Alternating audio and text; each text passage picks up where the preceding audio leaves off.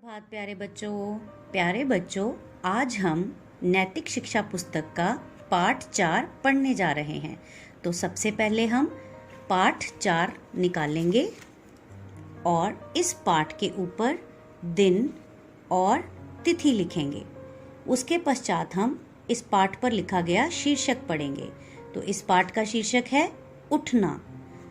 अब आप देख सकते हैं कि इस पृष्ठ पर बहुत से चित्र बने हुए हैं और उन चित्रों के नीचे कुछ वाक्य लिखे गए हैं जो कि उन चित्रों को दर्शा रहे हैं।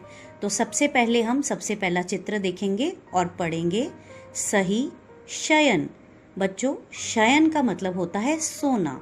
तो बच्चों, हमें हमेशा रात को जल्दी सोना चाहिए और सही ढंग से सोना चाहिए, क्योंकि अगर हम जल्दी सोएंगे और सही ढंग से सोएंगे तो हम अगले दिन ताज़ा उठेंगे। उसके पश्चात चित्र देखिए और पढ़िए आलस्य पर विजय। तो बच्चों, जब दिन शुरू होता है और सूरज निकलता है तो हमें जल्दी से आलस्य को त्याग कर अपने बिस्तर से उठ जाना चाहिए, क्योंकि अगर हम समय पर उठेंगे तो ही अपने सारे काम समय पर कर पाएंगे। अगला चित्र देखिए और पढ़िए कर दर्शन। प्यारे बच्चों, यहाँ पर कर का अर्थ है हाथ। माना जाता है कि हमारे हाथों की तलियों में भगवान का वास होता है, इसलिए हमें सुबह उठते ही सबसे पहले अपने हाथों की तलियों में भगवान का दर्शन करना चाहिए। अगला चित्र है ईश विनय। ईश का मतलब है ईश्वर, ईश्वर मतलब भगवान। कर दर्शन करने के पश्चात हमें अपने ईश्वर का धन्यवाद करना चाहिए कि उसने हमें इतना सुंदर जीवन और जीवन में बहुत सी चीज़ें प्रदान की। और ईश विनय मतलब भगवान का भजन करना चाहिए या भगवान को प्रणाम करना चाहिए, नमस्कार करना चाहिए उठते ही।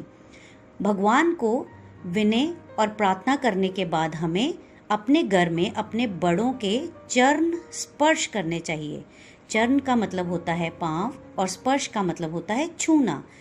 तो मतलब कि हमें भगवान को प्रणाम करने के बाद अपने घर में अपने बड़ों जैसे कि माता पिता और दादा दादी के चरण स्पर्श मतलब पैर छूने चाहिए। और उसके पश्चात हमें शौच आदि के लिए जाना चाहिए, मतलब कि हमें सुबह उठकर टॉयलेट जाना चाहिए और सुबह फ्रेश होकर ही स्कूल जाना चाहिए। और हमें इस आदत को अच्छे से निभाना चाहिए कि स्कूल जाने से पहले हम फ्रेश होते हैं, नहाते हैं, अच्छे से तैयार होते हैं और फिर स्कूल जाते हैं। तो बच्चों, इस तरह से हमें उठने के सारे नियमों का पालन करना चाहिए। तभी तो हम अगर ऐसा करेंगे तो हम समझदार और बुद्धिमान बनेंगे, मतलब कि हम इंटेलिजेंट बनेंगे। तो बच्चों, आपको ये पाठ अच्छे से समझ आया? धन्यवाद। जय हिंद।